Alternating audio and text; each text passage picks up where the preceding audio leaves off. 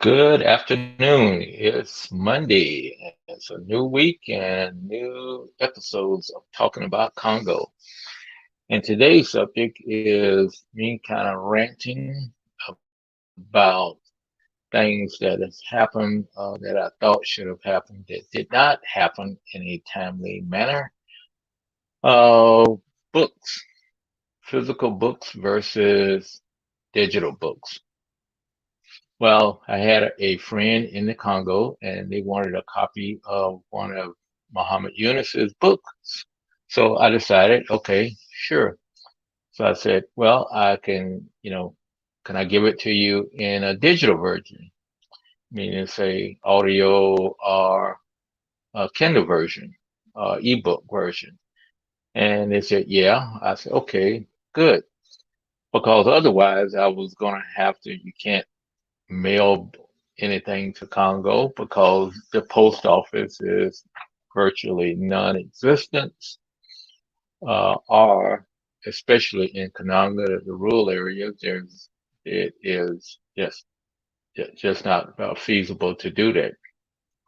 We used to mail stuff maybe 4 or 5 years ago, and but you could only mail it by express mail, and finally the U.S. mail service decided to stop doing it because things was getting lost, and it even was kind of prohibitive from the standpoint of when you got stuff, you had to pay a delivery cost on it and all that kind of stuff. So it was a hassle on both ends on doing it. So uh, they stopped doing it. So there is no way to mail stuff to get to Congo. You have to either someone take it over there or you take it over there, and that's how you get stuff delivered to Congo. Even with DHL, which is the only company that's working in the Congo version of FedEx, it will not um,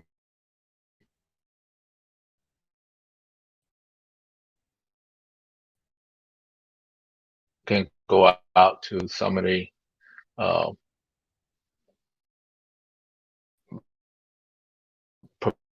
provincial cities outside of Kinshasa, but it can go to scream about the book there, but it makes it cost prohibitive. So one of the things that in the case of books that we've been looking at is using digital books and how can we not only get digital books but digital uh, videos and all those things into the Congo in order to educate people and students and everything. So that is a big uh, challenge. Is if you want to get books there, it's very difficult. And of course, being Congo, the official language is French, and the which is kind of a problem for us here in the United States. The easiest way to do that is you have to go put in your, say if you were going to Amazon, get in your browser and switch it to Canada, and there is French speaking things that go on in Canada, since Canada is a bi language country, or you can put it in the Amazon France and Amazon Belgium, and then you can get stuff that is in French. But a lot of the books that I'm familiar with, they are English based, and a lot of them do not come with French based subjects.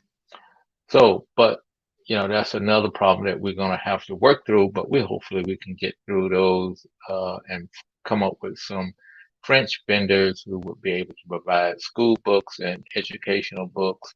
And that's primarily what we're looking at is how do we educate a population to not only for school, but also for development and for different things is how do we go about doing it?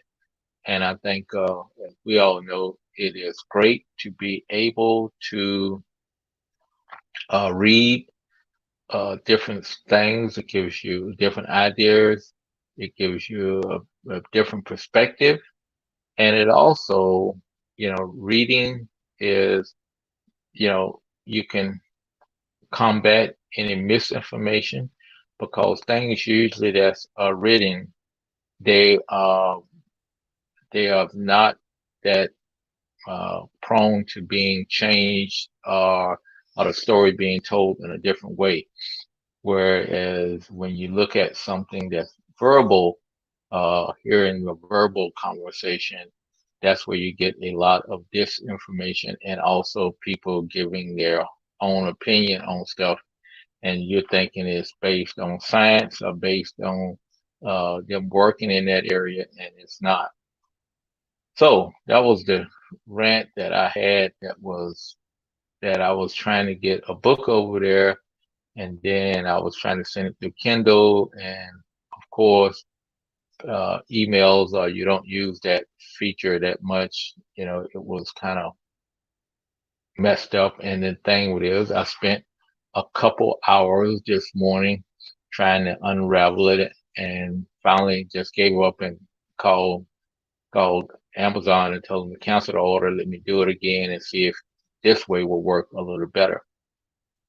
But those are the type things that we're going to have to work out in order to get working. And I am very, uh, you know, yeah, very, very, very uh, excited about the possibility of getting books and different research papers and things in a digital manner to Congo so that it can be used in a variety of situations to educate and to help. I think one of the things that we've been talking about is in order for something to catch hold in the development, you're going to have to be able to show the Congolese once, twice, and repeatedly how things work. And I think by showing them in writing, it may help out in those situations where something is available in writing and they can reread it, read it. Even people who have English as a second language or know English, uh, some of the scholars over there are very adept at reading things, and they can sit down and read it and translate it, and then they can talk to you about it. And that was one of the things that we discussed on Saturday as far as, getting books to help educate the Congolese children. We need to really, take a look at that because they have virtually no books in their school.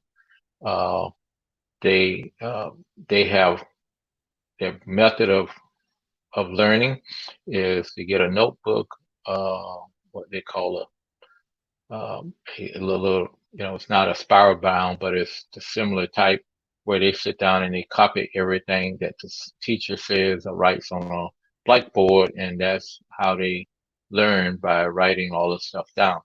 And if they are not in school, then they do not be will not be able to catch all that because with a book you can sit back and read your book and reread it if you don't understand it or you fail to miss something by you being out of school. It helps a lot. So I think digital books are going to be the answer to getting an educated population and things going about in the Democratic Republic of the Congo, especially the rural areas.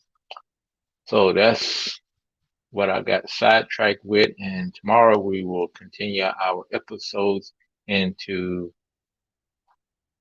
development and social business, and we will discuss that and get back on track on that tomorrow. But it was just a time waster for me today, and so I decided, well, I'll complain to you, and so that you can play the violin and give me a little sympathy. Take care. Be good. Wear your mask. socially distance yourself and frequently wash your hands because we want to get the pandemic under control.